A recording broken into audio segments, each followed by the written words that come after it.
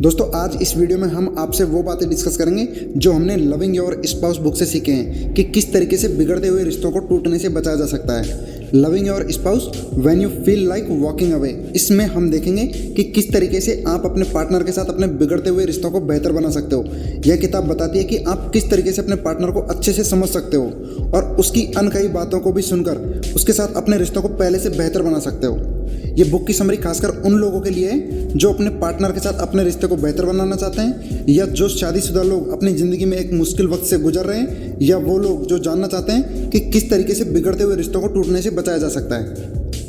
और इस वीडियो को कंप्लीट देखने के बाद आपको पता लग जाएगा कि तलाक लेना आपकी समस्या का समाधान क्यों नहीं है, किस तरीके से आप अलग अलग स्वभाव रखने वाले पार्टनर्स को समझ सकते हो और अफेयर का इस्तेमाल किस तरीके से रिश्ते को मजबूत बनाने के लिए किया जा सकता है।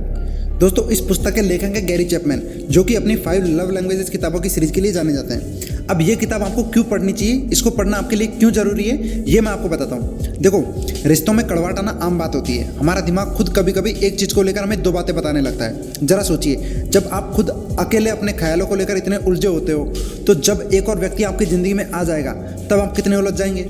बहुत से लोग अपने पार्टनर से परेशान हो जाते हैं और फिर उन्हें सिर्फ एक ही रास्ता दिखाई देता है, वो है तलाक का।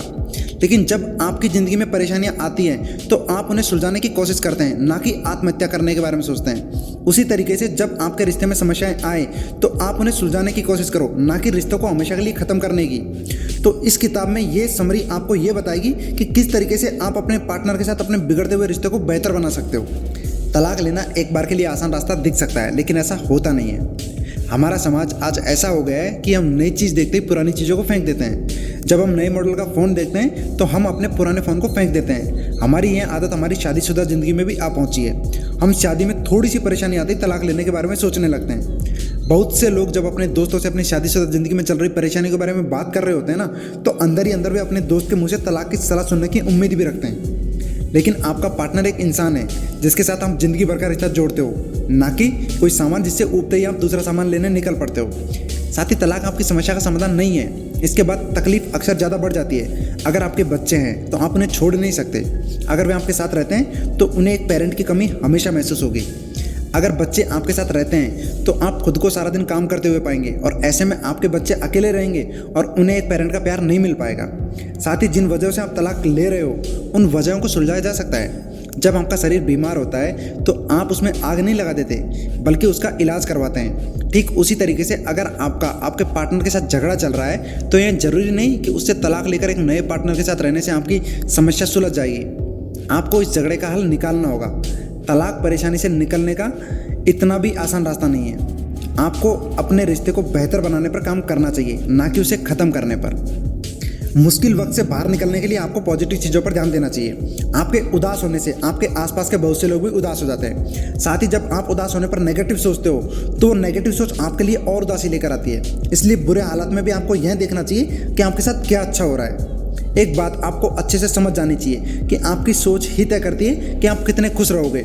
अगर आप हर वक्त यह सोच रहे हो कि आपके साथ क्या बुरा हो सकता है तो जाहिर सी बात है कि आप हमेशा दुखी रहोगे। इसलिए आप पॉजिटिव सोच रखिए। एग्जाम्पल के लिए वेंडी को ले लीजिए, जिसका पति काफ़ी समय से बेरोजगार था। इस वजह से उन्हें अपने हर दिन के खर्चे में बहुत सी कटौती करनी पड़ रही थी। वे फिल्में नहीं देख पा रहे थे और ना ही कहीं बाहर घूमने जा पा रहे थे। इस वजह से उनके रिश्तों में बहुत कड़वाहट आ रही थी। लेकिन तब वेंडी ने अपनी अच्छी चीज़ों पर गौर करना शुरू करा।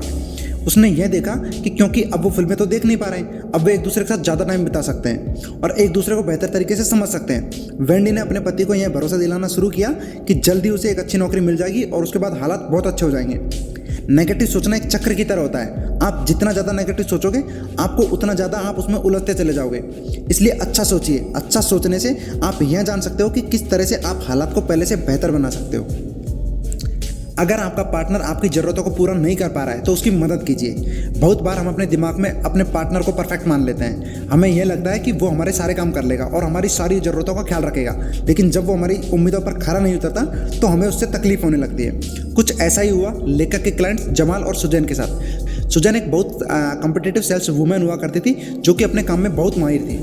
जमाल से शादी करने से पहले ही उसकी एक बेटी थी जिसका वो बहुत ख्याल रखती थी। जमाल ने उसकी इन्हीं खूबियों को देखते हुए उसे शादी की थी, लेकिन शादी के बाद उसे वो नहीं मिला जिसकी उसे उम्मीद थी।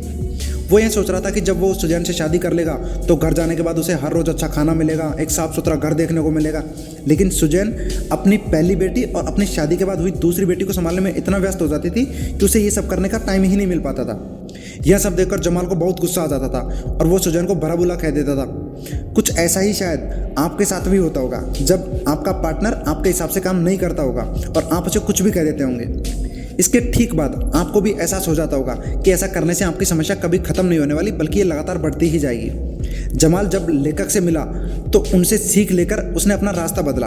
उसने सुजैन से माफ़ी मांगी और एक अच्छा पति बनने का वादा किया। लेखक के कहने पर वो काम से घर आकर शिकायत करने की बजाय अपनी पत्नी और अपनी बेटियों को गले लगाने लगा। इसके बाद से सुजैन उससे खुश हो गई और वो उससे पूछने लगी कि उसके लिए वो क्या कर सकती है। इसके बाद से हालात बेहतर होने लगे और जमाल को उसका अच्छा खाना भी मिलने लगा। अपने पार्टनर से समस्याओं के बारे में बात करने के लिए कभी कभी आपको उसे एक झटका देना होगा। बहुत बार आप अपने पार्टनर की किसी आदत से बहुत परेशान हो जाते हो, लेकिन आपका पार्टनर उस आदत को बदलने का नाम भी नहीं लेता। ऐसे में आपको उसे एक धक्का देकर जगाना होगा ताकि उसे उस समस्या का एहसास हो। आप अपने पार्टनर की जिस भी आदत से परेशान हो उसे उस आदत के नतीजे दिखाइए। एग्जाम्पल के लिए, अगर आपका पार्टनर बहुत सिगरेट पीता है तो उसे यह बताइए कि सिगरेट पीने से फेफड़ों का क्या हाल हो जाता है। उसे यह बताइए कि जब वो बीमार हो जाएगा तो आपका परिवार किस तरीके से मुसीबत में फंस जाएगा, आपके बच्चे किस तरीके से रहेंगे, आपके खर्चे किस तरीके से बढ़ जाएंगे। लेखक के सेमिनार में जिम और एमी नाम के एक पति पत्नी आए थे। जिम बहुत ज़्यादा काम करता था, जिस वजह से वो एमी को और अपने बच्चों को समय नहीं दे पा रहा था। समस्या का एहसास दिलाने के लिए एमी जिम को रिटायरमेंट हाउस लेकर गई। वहाँ पर जाने के बाद जिम ने उससे पूछा कि तुम मुझे यहाँ क्यों लेके आई हो, जबकि उनके रिटायरमेंट होने में अभी 27 साल हैं। तब एमी ने कहा, इसका मतलब तुम मेरे साथ और अपने बच्चों के साथ समय बिता सको, इसके लिए अभी मुझे 27 साल का इंतजार करना होगा। हमारे बच्चों को अपने पिता के बारे में पता लगे, इसके लिए मुझे अभी 27 साल इंतजार करना होगा क्या? इसके बाद एमी ने कहा कि वो जिम के साथ बूढ़ी होने के बाद नहीं रहना चाहती, बल्कि जिम के साथ बूढ़ी होना चाहती है। फिर जिम को अपनी गलती का एहसास हुआ। जिम के पिता ने कहा था कि वो अपनी ज़िंदगी में कुछ नहीं कर पाएगा और उन्हें गलत साबित करने के लिए जिम इतना काम करता था। लेकिन उसे यह एहसास हुआ कि इस तरीके से रहने पर वो अपने परिवार को खो देगा। इसके बाद जिम ने एक दूसरा काम खोजा और अपने परिवार को समय देना शुरू किया। अपने पार्टनर के कंट्रोलिंग बिहेवियर को समझने की कोशिश कीजिए। बहुत बार हमारा पार्टनर हमें अपने हिसाब से रखने की कोशिश करने लगता है। वो चाहता है कि हम हमेशा उसे ये बताते रहें कि हम कहाँ पर हैं, किससे मिल रहे हैं, किसके साथ घूम रहे हैं, कहाँ जा रहे हैं। इस तरह के बर्ताव से कभी कभी आपको यह लग सकता है कि आपको कैद में रखा जा रहा है, लेकिन असल में ऐसा है नहीं। इस तरह के पार्टनर में दो तरीके की बातें होती है। एक ये है कि उन्हें अपनी आज़ादी बहुत पसंद होती है, इसलिए वो आपसे अपने मन का हर काम करवाने की कोशिश करते हैं। दूसरा ये कि वो चाहते हैं कि आप उन्हें अपने लिए ज़रूरी महसूस कराएं। वो चाहता है कि आप उन पर ध्यान दें, जिससे उन्हें यह लगे कि वो आपकी बहुत परवाह करते हैं। यहाँ पर यह समझना ज़रूरी है कि आप उनसे बहस ना करें। बहस करने का कोई फ़ायदा नहीं होता। बहस करने से वो भी आपसे बहस करने लगेगा और अंत में आप दोनों का झगड़ा हो जाएगा। इसलिए अपने पार्टनर की ज़रूरत को समझिए और उसे पूरा करने की कोशिश कीजिए, लेकिन अपनी खुशी को बीच में मत आने दीजिए। एग्जाम्पल के लिए, अगर आपका पार्टनर चाहता है कि आप घर में रहकर घर का काम करो, बाहर काम करने के लिए मत जाओ, तो सबसे पहले यह समझने की कोशिश करो कि वो क्यों आपको बाहर नहीं जाने देता। इसके बाद आप उसकी उस ज़रूरत को किसी दूसरे तरीके से पूरा करने की कोशिश करो। एग्जाम्पल के लिए, अगर आपका पार्टनर को घर साफ़ सुथरा चाहिए, घर अच्छा खाना चाहिए, इसलिए वो आपको बाहर नहीं जाने देता, तो आप घर का काम करने के लिए किसी को रख लीजिए। इस तरह से दोनों की ज़रूरतें पूरी हो जाएंगी। आप अपनी ज़रूरतों को ख्याल रखना कभी मत बोलो, क्योंकि इस तरीके से आप खुद भी खुश नहीं रह पाओगे, और जब आप खुद ही खुश नहीं रह पाओगे तो आप अपने पार्टनर को कैसे खुश रख पाओगे। अगर आपका पार्टनर आपसे अच्छे से बात ना करे तो आपको एक प्लान की ज़रूरत होगी। बहुत बार हमें एक ऐसे पार्टनर के साथ रहना पड़ता है जो कि हमें गालियाँ देता है या फिर हमसे अच्छे से बात नहीं करता। इस तरह के लोगों से निपटने के लिए आपको एक प्लान की ज़रूरत होगी, लेकिन इसके साथ साथ आपको धैर्य और समझदारी से काम लेना होगा। अगर हम बात प्लान की करें तो सबसे पहले हमको अपने पार्टनर से इस बर्ताव के बारे में साफ साफ बता देना चाहिए कि जिस तरीके से वो आपसे बात करता है वो आपको बिल्कुल पसंद नहीं है। और अगर वो इस बात पर मान जाता है तो अच्छी बात है, और अगर नहीं मानता है तो फिर आपको कदम उठाने की ज़रूरत है। एग्जाम्पल के लिए, आप ये फैसला कर सकते हो कि अगली बार जब आपका पार्टनर आपसे गलत तरीके से बर्ताव करे तो आप उसे कुछ समय के लिए छोड़कर चले जाओगे। आप अपने पार्टनर से यह भी कह दो कि अगर वो चाहता है कि आप उसके साथ रहो तो वो खुद में सुधार लेके आए। कुछ ऐसा ही किया मेगन ने अपने पति बैरी के साथ। वो बैरी की कड़वी जबान से तंग आ गई थी और उसने यह फैसला किया कि जब अगली बार बैरी उसके साथ बुरी तरीके से बात करेगा तो उसे छोड़कर अपने परिवार के पास एक हफ्ते के लिए चली जाएगी। उसने ठीक ऐसा ही किया और उसके इस बर्ताव के बाद बैरी ने भी अपनी जबान को काबू करना शुरू कर दिया। आपको यहाँ पर सही तरीके से काम करना है। आपको उसकी तरह से गाली नहीं देनी है, क्योंकि इससे झगड़ा और बढ़ जाएगा। आपको यहाँ पर बहुत सारे प्यार की ज़रूरत होगी। प्यार का मतलब सिर्फ अपने पार्टनर से ही प्यार करना नहीं है, बल्कि खुद से भी प्यार करना है। अपने प्लान पर चलने के बाद आप अपने पार्टनर से प्यार जताने के लिए एक छोटा सा गिफ्ट भी ला सकते हो। अपने पार्टनर के साथ इस तरह के बर्ताव से छुटकारा पाने के लिए आपको उससे सहानुभूति जतानी होगी और साथ ही साथ अपनी ज़रूरतों का ख्याल भी रखना होगा। अपने शांत बिहेवियर वाले पार्टनर के साथ रहना बहुत मुश्किल हो सकता है। बहुत बार हमारा पार्टनर हमसे बात नहीं करना चाहता, उसके बर्ताव से हमें लगता है कि कुछ तो ठीक नहीं है, लेकिन वो हमसे इसके बारे में बात नहीं करना चाहता। इस तरह का बर्ताव करने वाले लोग अपनी भावनाओं को अच्छे से दूसरों के सामने नहीं रख पाते हैं। साथ ही इन्हें किसी चीज़ की कमी महसूस हो रही होती है तो वो बता भी नहीं पाते हैं। एग्जाम्पल के लिए कैटलिन को ले लीजिए, जिसका पार्टनर क्रिस उससे बहुत दिनों से बात नहीं कर रहा था। कैटलिन को बिल्कुल समझ में नहीं आ रहा था कि वो ऐसा क्यों कर रहा है। यह सारी समस्या तब शुरू हुई जब कैटलिन ने क्रिस को बताया था कि वो अपने 2 दोस्तों के साथ एक ट्रिप पर जा रही है। लेकिन कैटलिन को बिल्कुल नहीं पता था कि यह समस्या की वजह थी। क्रिस अपने दोस्तों के साथ बहुत बार ट्रिप पर गया और कैटलिन ने कभी भी इस तरीके का बर्ताव नहीं किया। वो जब भी क्रिस से बात करती, क्रिस कमरा छोड़कर बाहर चला जाता था। बाद में कैटलिन को पता लगा कि उसके बहुत से दोस्त थे, जिस वजह से क्रिस को लगता था कि वो उसकी ज़िंदगी में सबसे ज़्यादा ज़रूरी शख्स नहीं है। कैटलिन को जब यह पता लगा तो उसे भी यह एहसास हुआ कि वो कुछ दिनों से क्रिस के साथ सही से समय नहीं बिता रही है और बहुत सारा समय अपने दोस्तों के साथ ही बिता रही है और क्रिस को यह अपना समय बहुत कम दे पा रही है।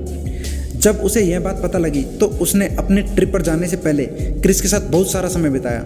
उसने अपने प्लान को कैंसिल नहीं किया, बल्कि उसने समस्याओं को सुलझाने की कोशिश की। ठीक उसी तरीके से आप भी अपने पार्टनर की अनकही बातों को समझने की कोशिश करो और उसे सुलझाने की कोशिश करो। अफेयर को आप अपने रिश्ते को मजबूत बनाने के लिए एक जरिए की तरह देखिए। अब हम एक शादी को तोड़ने वाली सबसे बड़ी वजह पर नज़र डालेंगे और वो है किसी एक पार्टनर का अफेयर होना।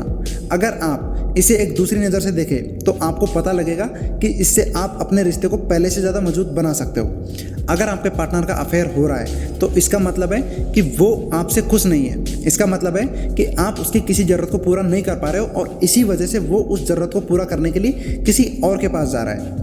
अगर आपके पार्टनर का किसी के साथ अफेयर है तो आप सबसे पहले यह देखो कि आप उसके साथ किस तरीके से बर्ताव कर रहे थे। आप यह देखिए कि आप उसकी किस ज़रूरत को पूरा नहीं कर पा रहे थे। इससे आपको अपनी रिश्ते की कमियों के बारे में पता लगेगा। अगर आपका पार्टनर आपको माफ़ करने के लिए तैयार है तो आपको उसके साथ अपने रिश्ते को तोड़ने की कोई ज़रूरत ही नहीं है। इस तरह के मुश्किल हालात से गुजरने के बाद आपका रिश्ता और मजबूत हो जाएगा। इस पूरी बुक का सारांश ये है कि तलाक लेना आपकी समस्याओं का समाधान नहीं है। इसके बाद आपको अपने बच्चों को संभालने के लिए और अपने खर्चे चलाने में बहुत समस्याएं उठानी होंगी। इसलिए आपको अपने पार्टनर को समझकर उसके साथ चल रही परेशानियों को सुलझाने की कोशिश करनी चाहिए। अपने पार्टनर को खुश करने के लिए कभी भी अपनी खुशी को कुर्बान मत कीजिए। आप अपने पार्टनर को खुश तभी रख पाओगे जब आप खुद खुश रहोगे। दोस्तों, इस पूरी बुक की समरी के बारे में आपका ख्याल क्या है और तलाक के बारे में आपकी क्या राय है, आप हमारे साथ कमेंट बॉक्स में साझा कर सकते हैं। और वीडियो को लास्ट तक देखने के लिए शुक्रिया।